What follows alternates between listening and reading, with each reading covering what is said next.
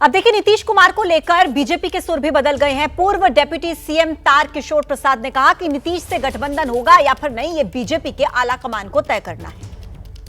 तो देखिए, लगातार अब इस पूरे मसले को लेकर सियासी हलचल भी तेज है। एक तरफ तो बीजेपी की तरफ से भी बयान कहीं ना कहीं दिए जा रहे हैं, सम्राट चौधरी को भी आपने सुना था, लेकिन दूसरी तरफ अब क्या कहा जा रहा है तारकिशोर की तरफ से, वो आप सुनिए।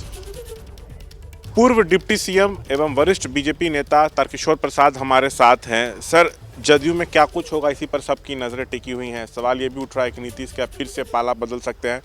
कल तक बीजेपी की तरफ से कहा जा रहा था कि उनके लिए दरवाजे बंद हैं, दूर दूर तक गठबंधन की संभावना नहीं है। हरिभूषण ठाकुर बचौल वरिष्ठ बीजेपी नेता हैं, सीनियर विधायक हैं, वो कह रहे हैं कि 2020 का जनादेश तो मिला था बीजेपी को, हम लोग सबसे बड़ी पार्टी थे, लेकिन तभी हम लोग नीतीश जी को सीएम बनाए।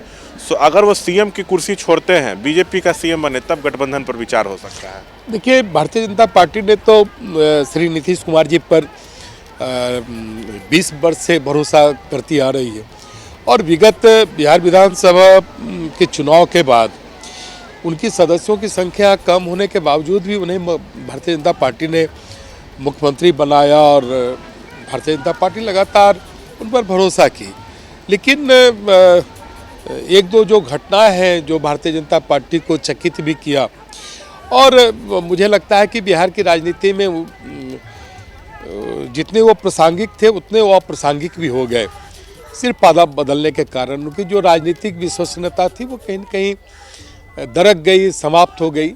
इसलिए मुझे नहीं लगता है कि जो परिस्थिति अभी जनता यूनाइटेड में है, जिस प्रकार से ललन सिंह जी की जो स्थिति रही है, और मुझे तो लगता है कि श्री ललन सिंह जी नीतीश कुमार को ना इंडी के रहने दिए ना एनडीए के रहने दिए।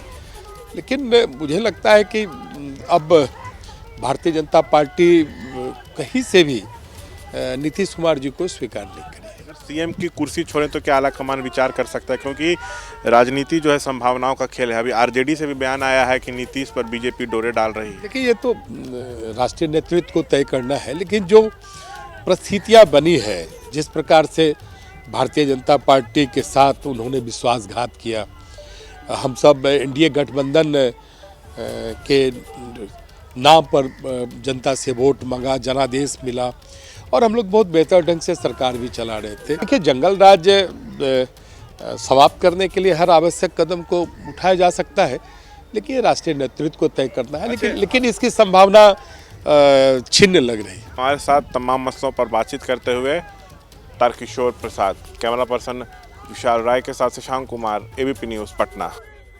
अब देखिए, सवाल यह है कि अध्यक्ष रहते हुए ललन सिंह क्या चुनाव नहीं लड़ सकते थे? जब यह सवाल पार्टी के बड़े नेता विजेंद्र यादव से प्रकाश कुमार ने पूछा तो उनका क्या जवाब था, वो आप सुनिए। विजेंद्र जी, ये जो कहा जा रहा है कि ललन सिंह ने इस्तीफा इसलिए दिया क्योंकि वो चुनाव लड़ना चाहते हैं, क्या कोई अध्यक्ष चुनाव नहीं लड़ सकता अध्यक्ष पद रहते हुए? इस पर हम कुछ नहीं बोलेंगे। विजेंद्र यादव जी को आपने सुना, वो कुछ नहीं कहेंगे इन सारे सवालों के, कुछ नहीं कहेंगे, बहुत कुछ कह गया है।